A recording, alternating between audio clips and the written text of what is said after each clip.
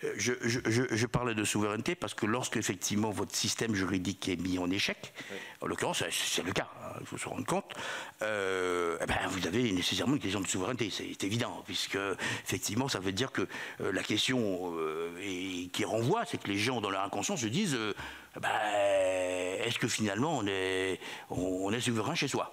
Quand je dis on est souverain, la France est souveraine dans ses territoires. Alors, pour moi, la priorité, c'est effectivement l'action diplomatique. Parce qu'effectivement, si vous prenez la Guyane, les frontières sont tellement grandes que même une action, je dirais, de militarisation des frontières, quand je parle de question de souveraineté et que je la distingue de la question judiciaire, c'est parce que la question de souveraineté, effectivement, c'est un rapport d'État à État, mais de souveraineté, y compris, effectivement, sur le plan de la surveillance des frontières, qui basculerait non pas, effectivement, dans un droit ordinaire, mais qui considérait, effectivement, pour le rendre étanche, qui ferait appel à des moyens, effectivement, de souveraineté, puisque la souveraineté, c'est l'armée. Voilà, pour vous répondre concrètement. Ceci dit, il faut être réaliste. Même si pour un moment ça peut durer, vous ne pourrez pas maintenir des frontières étanches pendant toute l'année, c'est clair. Vous savez très bien qu'il faut bien se rendre compte que nous avons un environnement qui a une norme différente, qui a aussi, je dirais, des objectifs différents de la France. Il faut pas se le cacher. Ils ont d'autres stratégies. Moi, je mise plutôt sur, effectivement, l'action diplomatique. Je crois qu'il faut se rendre compte qu'il n'y a que cette action qui peut... oui. Alors après, elle peut s'accompagner avec des signaux, effectivement, de souveraineté. C'est plus, effectivement, l'action, en l'occurrence, de présence française aux frontières. Bon, maintenant, elle ne peut pas durer éternellement, c'est clair. Parce qu'il faut bien rendre compte, nous sommes dans un monde ouvert, et quand vous avez des frontières qui sont, effectivement, ouvertes, il est bien difficile, effectivement, de les... ça voudrait dire, qu'en l'occurrence, que les pays environnants joueraient le jeu. Oui. Alors, on parlait du Suriname, qui est un pays qui, quand même, pose des problématiques. Moins que le Brésil. Mais bon, voilà.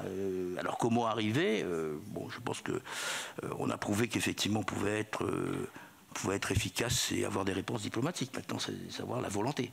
Et où on met le cap. C'est ça. Ça renvoie à une réponse qui n'est pas judiciaire. Mais il faut imaginer que se fonder uniquement sur une organisation juridique, sur des réformes, oui, mais elles n'auront pas de percussion. C'est-à-dire qu'elles auront une percussion limitée, parce que nous sommes face, effectivement, à une problématique qui dépasse celle d'un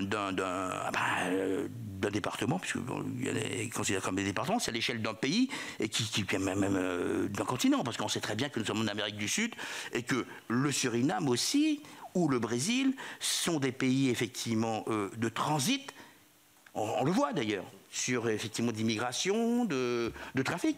On sait que par exemple qu'aujourd'hui, le trafic de stupéfiants est en train de être dérouté vers les Antilles, vers d'autres, pour effectivement atteindre l'Hexagone, l'Europe.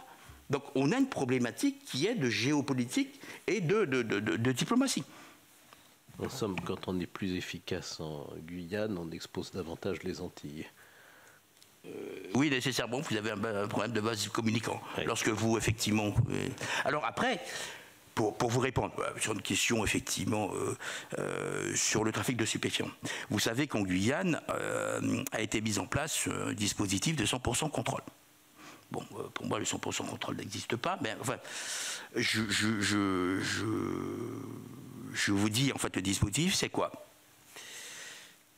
Et là, on glisse sur quelque chose qui est, à mon sens, juridiquement problématique.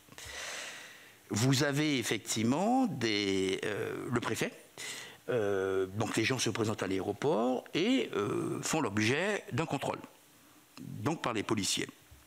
Et suivant le contrôle, on refuse l'embarquement.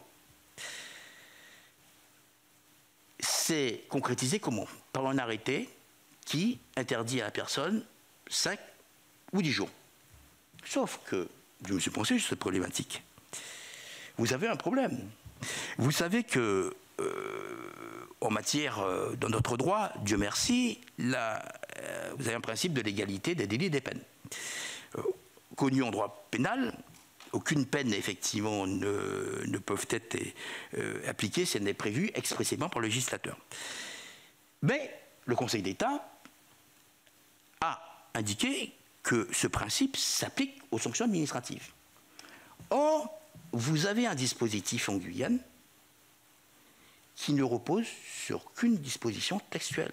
Le législateur n'a jamais prévu, effectivement, en matière de débarquement, des peines de 5 à 10 jours. Et aucune autorité administrative, quelle qu'elle soit, en pouvoir réglementaire, ne peut créer des sanctions. Vous avez un problème de sanctions administratives qui pose un problème. Et quand je vous parlais effectivement de dérogation, bon, je l'ai écrit dans un article en disant qu'il fallait doter effectivement le préfet de moyens, effectivement, je comprends, hein, il fallait doter les préfets de moyens qui permettent effectivement de lutter efficacement, c'est d'asseoir sur une base juridique qui soit effectivement incontestable. Et qu'il n'y a pas. Aujourd'hui, vous n'avez pas. Je ne suis pas sûr que si demain le Conseil d'État avait à se prononcer, qu'il considérerait qu'effectivement on n'a pas à faire des sanctions administratives. Vous voyez ? Comme quoi, comment en fait, on a de manière permanente dans notre mer, qu'est-ce que vous observez ? Une tension entre finalement la règle de droit, telle qu'elle est construite, le Code de procédure pénale, et son application sur le terrain, où on se rend compte qu'il faut des réponses, et donc on passe à des systèmes adaptés, des combinaisons. En fait, qu'est-ce qui se passe en Guyane ? On a transféré, en fait, finalement, d'une compétence qui est essentiellement judiciaire, le trafic de stupéfiants relève du juge judiciaire. Mais comme le juge judiciaire n'a pas la capacité, et le procureur de la République actuel avait dit, moins d'1,5 kg, je ne poursuis pas, je donne des instructions de ne pas poursuivre. Alors ça a été critiqué, moi j'ai mis un article là-dessus. Bon, je comprends, c'était une question effectivement de priorité, parce que s'il consacrait tous les moyens, effectivement, je comprends, à la lutte de stupéfiants, il ne pourrait pas traiter les problèmes effectivement de vol, etc., qui inquiètent les gens, voilà, la criminalité, etc. Donc il a fait ça. Mais qu'est-ce qui s'est passé ? C'est qu'en fait, on a transféré ça, on l'a administrativé. C'est-à-dire qu'on est censé servir de la police administrative, qui est une police, je vous rappelle, de prévention, en l'occurrence, qui vise à prévenir, alors que la police judiciaire, effectivement, a sanctionné, a réprimé.